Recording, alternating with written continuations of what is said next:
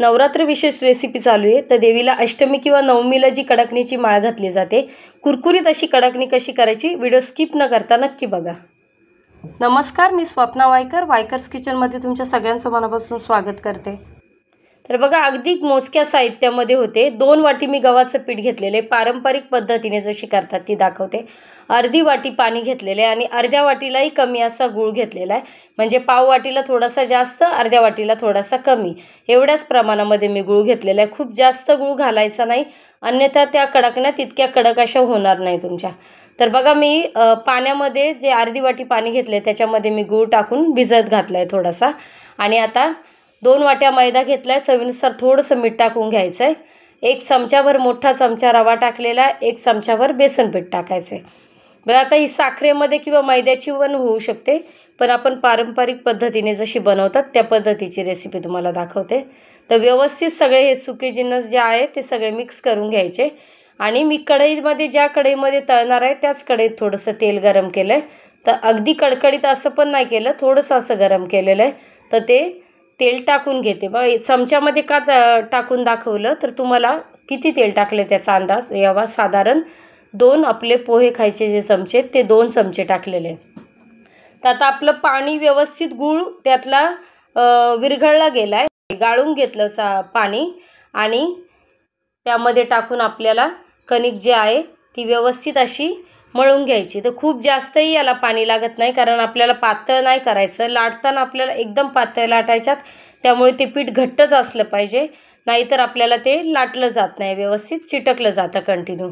तर बघा, माझं वाटीतलं पाणी संपलं आहे। साधारण फक्त 2 चमचे पाणी मी परत वर घेतलेलं आहे आणि त्या पाण्यामध्ये अगदी बरोबर असं हे पूर्ण पीठ कणिक जे आहे ती माझी मळली जाणार आहे।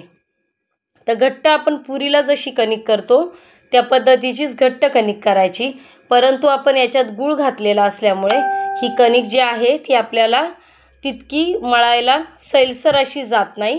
म्हणून काय केलं, मी थोडंसं माझ्याकडे बत्ता आहे तो बत्ता घेऊन मी व्यवस्थित पीठ असं जरासं ठेचून घेतलं आहे। खाली एक कपडा ठेवायचा आणि पीठ व्यवस्थित असं होईल तेवढं ठेचून घ्यायचं। साधारण एक गोलाकार गोळा करायचा त्याचा आणि कणिक ठेवून द्यायची। तर एक 15-20 मिनिट भिजल्यानंतर मी मध्ये एकदा चेक केलं होतं त्याला, आणि 15-20 मिनिट भिजल्यानंतर बघा पीठ अशा पद्धतीचं झालं आहे, जे माझ्या हातालाही अजिबात चिटकलं जात नाही आणि त्याचे जे गोळे आहेत ते व्यवस्थित असे होत आहेत, अगदी त्याला चिरा वगैरे पडल्या जात नाही आहे। मग अशी जितकं कठीण होतं पीठ ते आता सैलसर असं झाले। खूप जास्त वेळ नव्हतं ठेवलं, 15 मिनिटच ठेवलेले। तर अगदी नो फेल रेसिपी आहे, बिंदास ह्या प्रमाणानुसार तुम्ही करू शकता। आणि इतक्या सुंदर अशा कडकण्या झाल्या होत्या। ह्या कडकण्या आपण प्रवासात नेऊ शकतो, मुलांना खाऊसाठी मधल्या वेळेत करून ठेवू शकतो। हवाबंद डब्यामध्ये ठेवल्यानंतर अजिबात त्या सादळल्या जात नाही, अशा पद्धतीच्या माझ्या ह्या कडकण्या झालेल्या आहेत। तर रेसिपी नक्की ट्राय करा तुम्ही, आणि आवडल्यास लाईक, शेअर, सबस्क्राईब करा।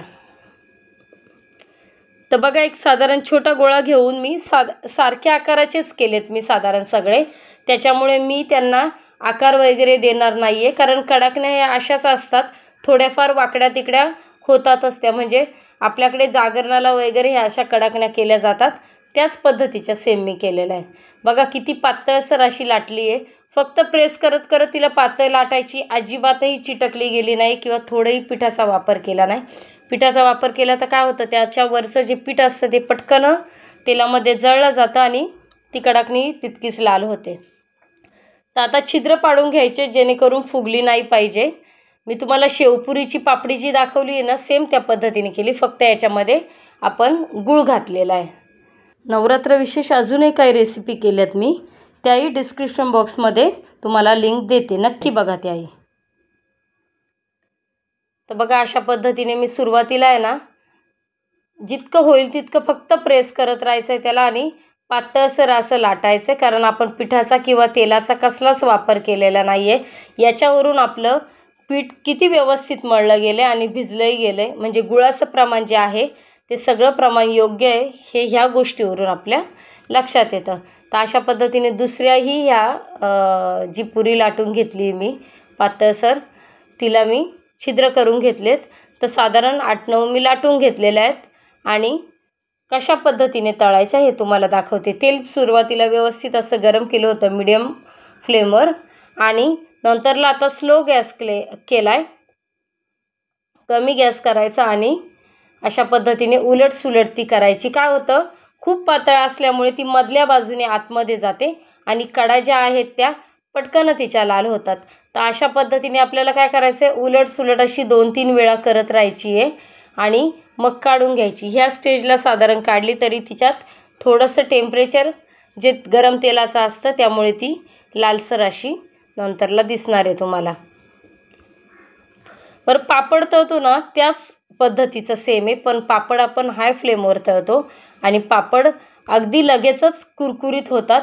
तसं याला त्याच्यामध्ये गूळ टाकलेला असल्यामुळे थोडासा कमी आचेवर तळायचं आहे, जेणेकरून आपली पुरी फुगली गेली नाही पाहिजे आणि लालसर तर झाली पाहिजे आणि तिला कडकपणाही आला पाहिजे अशा पद्धतीने।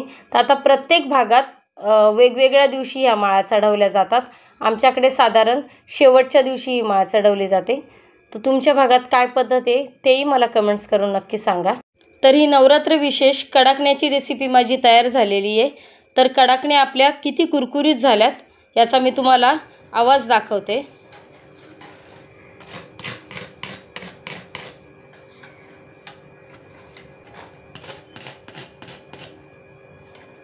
अगदी लहान मुलांच्या खाऊतही तुम्ही ही रेसिपी करू शकता। तर रेसिपी आवडल्यास लाईक शेअर सबस्क्राईब करा आणि कमेंट्स करून अवश्य सांगा कशी वाटली। थँक्यू।